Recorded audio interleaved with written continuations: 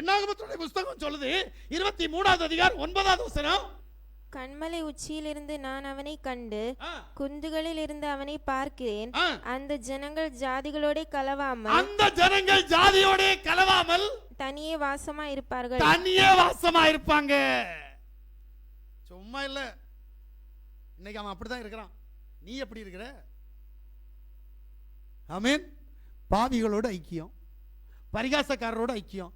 ஆனா சின்ன குழந்தைய எழுப்பி கேளுங்க, சங்கீதம் 1வது அதிகாரம் 1-2 என்னன்னு சொல்லுடான்னா அவனுக்கு தெரியும், பெத்தவங்களுக்கு தெரியும், பிறந்தவனுக்கு தெரியும். ஆனா நான் கீழ்ப்படிய மாட்டேன். வேதம் சொல்லுது இஸ்ரவேலுடைய குணம் என்ன? அவனுக்கு கொடுத்திருக்கிற வல்லமை வேறு, அவனுடைய குணம் வேறையா இருக்கணும். அவன் தனித்து வாசம் பண்ணுகிறவன், எந்த ஜாதியோடு கலக்க மாட்டான். நாம எப்படி இருக்கிறோம்? அல்லேலூயா. அதனால்தான் பவுல் கேட்கிறாரு 2 கொரிந்தியருடைய புஸ்தகம் 6வது அதிகாரம் 14 18 வரைக்கும் வாசித்தோம்னா, அந்நிய நுகத்திலே அவிசுவாசிகளுடன் பிணைக்கப்படாதிருப்பீர்களாக. நீதிக்கும் அநீதிக்கும் சம்பந்தம் ஏது? ஒளிக்கும் இருளுக்கும் ஐக்கியம் ஏது? மேசியாவுக்கும் பேலியாளுக்கும் இசைவேது? அவிசுவாசியுடன் விசுவாசிக்கு பங்கேது? தேவனுடைய ஆலயத்துக்கும் விக்கிரகங்களுக்கும் சம்பந்தம் ஏது?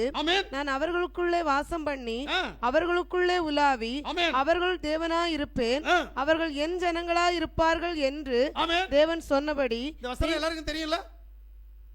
கீழ்படிஞ்ச துன்மார்க்க மாமனா மாமனன் உரிமை கொண்டாடிட்டு போயிட்டு இருக்கிற, துன்மார்க்க சித்தப்பனா சித்தப்பனை வீட்டில் இருந்து நக்கி சாப்பிட்டு இருக்கிறோம். எப்படி? துன்மார்க்கனோடு கூட போவதற்கு ஆராதனை வேண்டாம், துன்மார்க்கனோடு போவதற்காக தேவ சமூகத்தில் ஜெபம் இல்லை, துன்மார்க்கனோடு போவதற்காக காலை ஜெபம் இல்லை, இரவு ஜெபம் இல்லை, ராத்திரி ஜெபம் இல்லை. ஏன்? ஆனா நான் இஸ்ரவேலன், தனித்து வாசம் பண்ண சொல்லி இருக்கிறார்.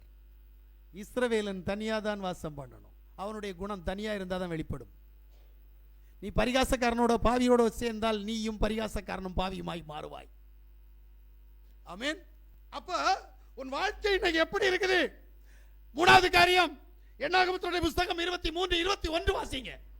அவர் யாக்கோபிலே அக்கிரமத்தை காண்கிறதும் இல்லை, இஸ்ரவேலிலே குற்றத்தை பார்க்கிறதும் இல்லை. அவர்களுடைய தேவனாகிய யா அவர்களோடு இருக்கிறார். ராஜாவின் ஜெயகம்பீரம் அவர்களுக்குள்ளே இருக்கிறது. என்ன சொல்றாரு தெரியுமா? 3வது காரியம், உன்னுடைய குற்றத்தையும் உன்னுடைய குறையும் உன்னுடைய பாவத்தையும் நான் பார்க்க மாட்டேன். ஏன்னா என்னுடைய ராஜகம்பீரம் உன்னிடத்தில் இருக்கும். நான் ராஜாதி ராஜா, நீ என் பிள்ளை. புரியுதா? அல்லேலூயா. எங்க இருக்கு உன்னிட்ட ராஜகம்பீரம் இருக்கின்ற? ராஜகம்பீரம் இருந்தால், நீ ராஜா வீட்டு பிள்ளையாக இருந்தால் உன்னுடைய எதிரியை கண்டு பயப்படுற? அதுக்கு தான் உன்னிட்ட ஒரு கோல் கொடுத்திருக்காருல்ல, உன்னிட்ட ஒரு வாள் கொடுத்திருக்காருல்ல, உனக்கு ஒரு கேடையை கொடுத்திருக்காருல்ல, உனக்கு ஒரு மிதியடி கொடுத்திருக்காருல்ல, உனக்கு தலைக்கு ஒரு சீரா கொடுத்திருக்காருல்ல. எங்க வேலை செய்து? வேலை செய்யலையா? எனக்கு என்ன காரணம்?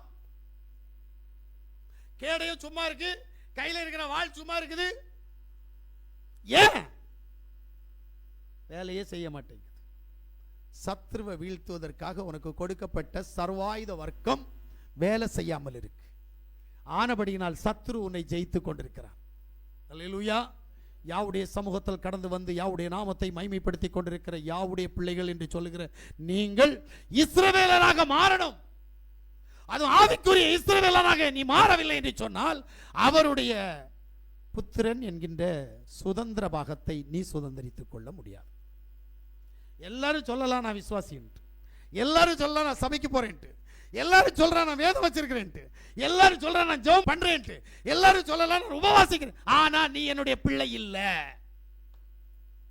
என்னை அப்பா என்று அழைக்கிறவர் அத்தனை பேரும் எனக்கு பிள்ளைகளா என்று கேட்டால் இல்லை.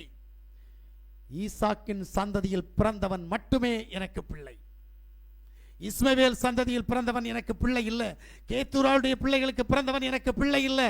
என்னுடைய குமாரனாய், என்னுடைய வாரிசாய், என்னுடைய யூத ஜனமாய், ஆவிக்குரிய இஸ்ரவேலனாய் இருக்க வேண்டுமானால் உன்னிடத்தில் இருக்க வேண்டியது ஆவிக்குரிய இஸ்ரவேல் என்கின்றது மட்டுமல்ல, உன்னிடத்தில் இருக்க வேண்டியது காண்டாமிருகத்திற்கு ஒத்த பலன், பாலசிங்கம், சத்துருவை நாசம் பண்ண பாலசிங்கமாய் நீ இருக்கணும்.